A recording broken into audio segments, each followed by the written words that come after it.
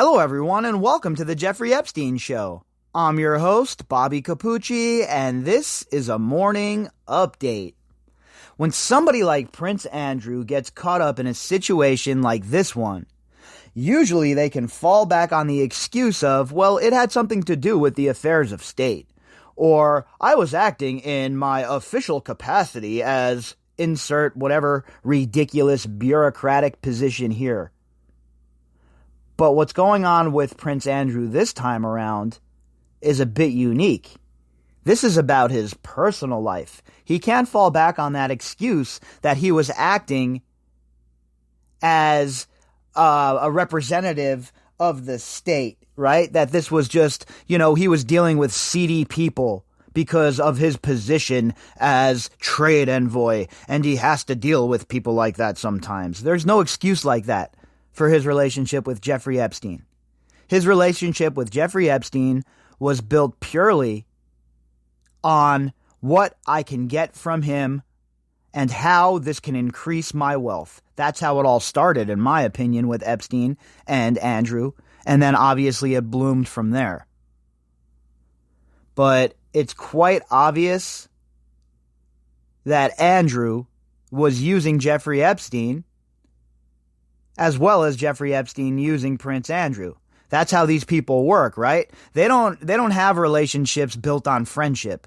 They have relationships built on whose back can I crawl over to increase my power? How can I have more of a stranglehold on the people around me? How can I increase my wealth? That's all these people think about, not interpersonal relationships. It's all about what can you do for me? And they all go into these sorts of situations, meeting each other, understanding the playing field very well. They all know the score. They know the deal. They all know it's a use or be used society that they traverse. Today's article is from foreignpolicy.com, and it's asking a great question. The headline, why do royals get away with so much? Author Harriet Williamson. Epstein did not act alone, so my next step is holding other people accountable. The people that were involved, the people that actually participated, the monsters are still out there, and they are still abusing other people. These are the words of Virginia Roberts from a Netflix documentary about the late financier, pedophile, socialite, and convicted sex offender Jeffrey Epstein. She says Epstein trafficked, raped, and abused her for years before she finally escaped to Australia. And look, a lot of people didn't really understand what the deal was with the Jeffrey Epstein case until the Netflix documentary came out. At least a lot of people that I know. I mean, they heard about it, right? And they might have glanced at a headline here or there, but they never really dove deep into it, never read more than an article or two about it. But once it was on the screen in front of them, once they could go sit down on their couch, order a pizza, turn on Netflix, and have it broadcast right in their face, it became a whole different thing. And those words that Virginia spoke in that documentary resonated with a lot of people. She also accused Prince Andrew, the Duke of York, aka Joe Exotic of the Windsor family, of being a participant in Epstein's web of horrifying abuse. As new documents emerge in the Epstein case, those accusations are a ticking time bomb for the British royal family. Andrew is not high in the line of succession, but the toxic world revealed by his ties to Epstein has already cost him and the rest of the House of Windsor dearly. The purpose of minor royals has long been as a glamorous tool in the world of international connections. With the rottenness of that scene exposed, their utility is more in question than ever. And the author makes a great point here, right? It's being exposed for the world to see. There was always rumors before that these people were sick and twisted, that they ran in a circle full of other sick and twisted people. But when you see something for yourself, when that curtain is pulled back and the light is shined directly inside, and you get a glimpse for yourself with your own two eyes at what's occurring, oh, it is a lot more impactful. And the fact that these so-called royals are still running around to this day getting this sort of treatment in the face of such incredibly disgusting accusations is mind-boggling. And again, I don't know what other people are calling for. All I'm calling for is a proper investigation, folks, okay? A proper investigation. Subpoenaed, spoken to under oath, the whole nine. I don't care if you're a royal. I don't care what your position is. I don't care if you're a politician. I don't care if you're the sitting president of the United States of America. If you were involved in this, or there's a whiff that you were involved in this, you must be questioned. I can tell you categorically, I don't remember meeting her at all, the prince said of Roberts. The casual dismissal, despite the photographic evidence, of his accuser is horribly revealing. That's what I've been saying, right? Look, it's all this little stuff that adds up. All of this little stuff that adds up. All of these little lies. They set the trail towards, the big lie. And that's what's been going on here. He's been setting the tone for himself. Prince Andrew has nobody to blame but himself. He's the one that gave that horrendous interview. He's the one that hung out with Jeffrey Epstein. Don't blame and complain and yell at people who are calling it out, who are talking about it. That makes you the buffoon.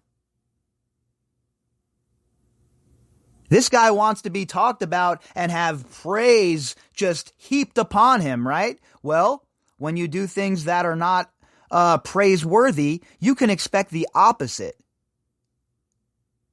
And for me, it is obvious this man has established a pattern of lying. He has not been truthful. He is not willing to come forward and speak to the authorities. So at that point, what are we supposed to think? Are we supposed to sit here and say, well, he has that right. He shouldn't have to talk to the authorities. No, that's not correct. If you're involved in something like this, you should go and speak to the authorities on your own. If not, you have to be compelled to do so. And I guess that's where we're at with Andrew, because he does not want to speak to these authorities on his own. That much is rather obvious. He said he would, but here we are, and still he hasn't. Oh, and people say, well, he's reached out several times and said that he would. Well, given a written statement, all right? That's not the same thing. Yet, even before this scandal, there were numerous questions about Andrew's activities, including his involvement in arms sales to corrupt and repressive regimes with long histories of human rights abuses, 12 separate meetings with the president of Azerbaijan that forced the prince to step down as a UK trade envoy, and allegedly corrupt behavior in securing £385 million contract in Kazakhstan for Swiss and Greek clients to financially benefit himself. And I talked about this as well. I expect this sort of shit from these people. I'm not so put off and disgusted by their grifting and their stealing. It is what it is with these politicians. They're going to enrich themselves, okay? Especially in the United States. How many of these congressmen and women go into Congress with a net worth, $100,000, couple $100,000, whatever it may be. And then after a decade in Congress, all of a sudden, they're multimillionaires? How the hell does that happen on your salary in Congress? Oh, it's quite obvious. You're stealing one way or the other. But with Andrew, it has been established for a very long time that he has been involved with some seedy-ass, gross-ass, disgusting people. And that's not Jeffrey Epstein I'm talking about. I'm talking about the other people he's involved with. Yet, in securing arms deals and buttering up bigwigs, Andrew was in some ways only doing what was expected of him as a minor royal. The spares, instead of the heirs, have long been deployed as British diplomatic and trade tools, dispatched to bring a touch of glamour to some local tyrant or oil millionaire. For sure. This has been a problem with the English for a very long time, right? And America to some extent too, believe me. America has its own problems. Our CIA, as you well know, I feel is probably one of the most evil entities in the whole entire world when you look at the things they're involved in. So I'm not just singling out the English here for their hanging out with scuzzbags and propping up dictators, etc., because it's just a common practice of the Western world at this point. Their charity work gets more attention, not least because the palace promotes it, but the glad handing of terrible people is a critical part of royal diplomacy. Yeah, hey, look, that is part of it. I'm not going to knock the royal family for that. It's part of politics, unfortunately. It's unfortunate that we have sick-ass, disgusting strongmen and dictators all around the world, but part of politics is having détente with people that are not your friends. Now, I'm not a fan of, helping prop these people up, but I think it's always a good idea to keep the channels of communications open, even with your enemies. In fact, even more so with your enemies. But the Epstein affair goes beyond that, not least because it stood outside the normal affairs of state. Friendship with Central Asian oligarchs and Middle East princes might be ethically dubious, but at least there's cover of governmental obligations. For sure. That's what I was talking about. Look, when you're in a position like Andrew, when he was the envoy, you're going to be dealing with some unsavory characters, right? I don't really put all of that on him. I'm not going to fault him for that. That was his gig. He had a duty to do for Queen and country, and that's that. But when it comes to his Epstein ties, he can't fall back on any of that shit. This wasn't an affair of state. He chose to be around Epstein. He chose to be around Maxwell. And he chose to have himself caught up in this disgusting cloud. Epstein, meanwhile, purely personal. It didn't help when his car crash interview with the BBC's Emily Maitlis on November 16th, 2019 saw him deny ever having had sex with Roberts because he claimed he was at Pizza Express in Woking with his daughter Beatrice. This gave birth to a whole new collection of memes and tweets mocking this very specific denial. And it should have. I mean, can you have any more of a piss-poor excuse? A piss-poor alibi? You're the Prince of England. You have all day to sit around and dick around and come up with an alibi and an excuse, and you come up with your daughter and a pizza shop party? Come on, man. During the interview, he also admitted to residing in a Manhattan mansion belonging to Epstein for 3 days in 2010, despite Epstein's conviction 2 years earlier for sex offenses against a minor. Andrew said it was a convenient place to stay. Yeah, looking back on that in hindsight, I'm sure he's having second thoughts. It's the convenient place to stay? This guy is a convicted sex offender, okay? And you think it's a convenient place to stay? Money's no object for this guy. Look, it's not like me or you are backpacking through Europe on a budget and we need to find a hostel to crash at. This is the Prince of England. This dude could have stayed anywhere he wanted. And I'm sure a lot of you are familiar with Manhattan. I'm sure a lot of you know the deal when it comes to lodging and housing in Manhattan. Plenty of top-notch places for Joe Exotic of the Windsor family to rest his poor weary head. But instead he chooses to stay at Epstein's. That in itself should tell you everything you need to know about him. 4 days after the BBC interview, Buckingham Palace announced in a statement that Andrew would be suspended from public duties for the foreseeable future, with the consent of the Queen. Basically, He got grounded. Got his Xbox taken away. His mom said he's not driving the BMW no more. You're getting your spurs taken away because I don't want you riding them horses even. Look, you're grounded, homie. That's basically what the Queen told him. Soon after, he gave up his role as Chancellor of the University of Huddersfield and stepped down from all of his 230 patronages. 230 patronages? Really? So that means, in my view, 230 ways for him to skim off the top. You know these dudes are in there, like the mafia was in the movie Casino in the count room, getting their skim on. In January of this year, the Home Office recommended that the Prince's security detail be downgraded.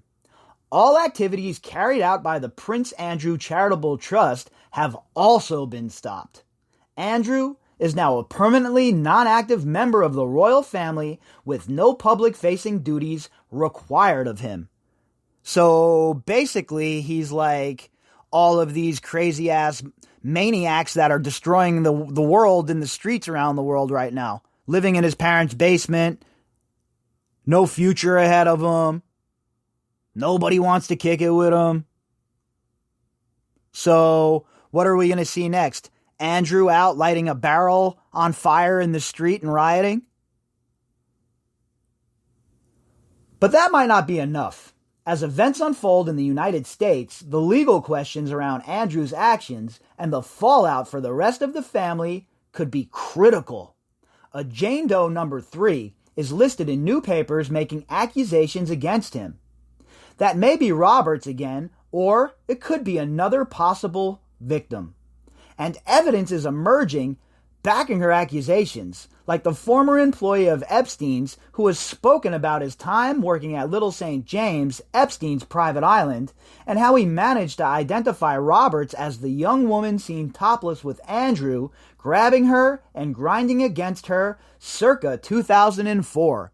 And that's the Steve Scully witness statement that he says he saw them on the island, with Prince Andy getting rather handsy. The FBI has claimed that Andrew was not helped in its investigation against Epstein and Maxwell and has publicly called for the prince to come in and speak to investigators. Audrey Strauss, the acting U.S. attorney in Manhattan, said during a press conference on July 2nd that prosecutors would welcome Prince Andrew coming in to talk with us. We would like to have the benefit of his statement. And you notice the wording there, right? We would love to have Prince Andrew come in and talk to us. She don't want a written statement. The prosecutors don't want anything to do with that. They want to sit Prince Andrew down and they want to grill him.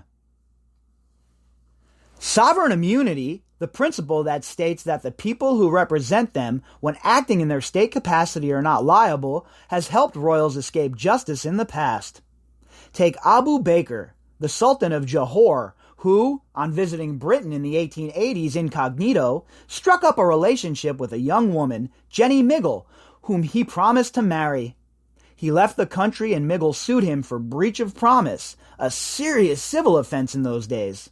Alas, since Johor possessed a navy, its own courts, and a post office, the British judges deemed it a state like any other, and the Sultan to have been acting in that capacity, leaving Miggle out of luck. Such royal excuses won't help Andrew, though.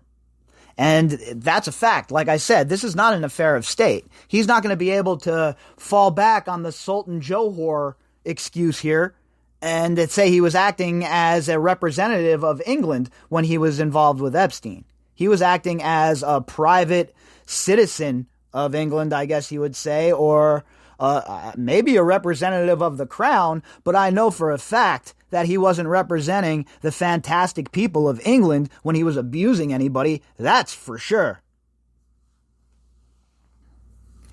Such royal excuses won't help Andrew, though. Despite his status, he doesn't enjoy the same kind of immunity that his mother does as head of state. While that sovereign immunity can be extended to other royals, such as Prince Charles, when they perform formal diplomatic duties, informal ones like befriending uber-rich pedophiles don't count in that function. And this is where Andrew's going to get himself into some trouble. This is where the prosecutor's office have some room to put the thumb down on him, to really begin to put the screws to Andrew. He does not have sovereign immunity, folks. Now, he has the immunity of, well, I'm a royal of the royal family, and I'm sure the queen can manipulate some things for him. But as far as sovereign immunity goes, he doesn't have it.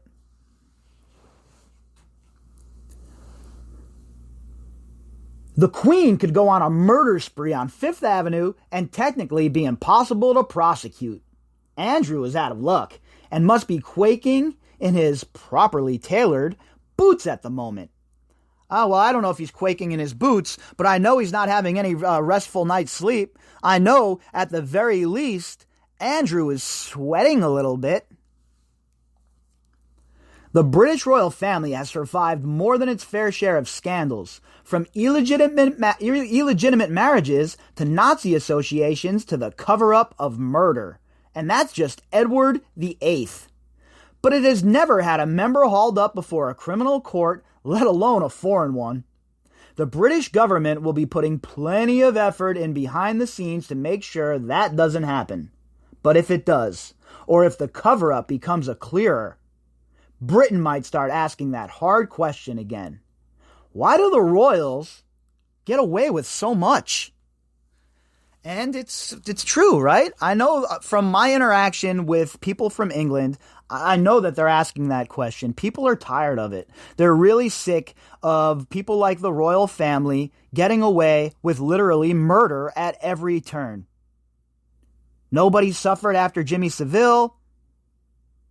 And it doesn't look like there's going to be any penalties for Andrew here either.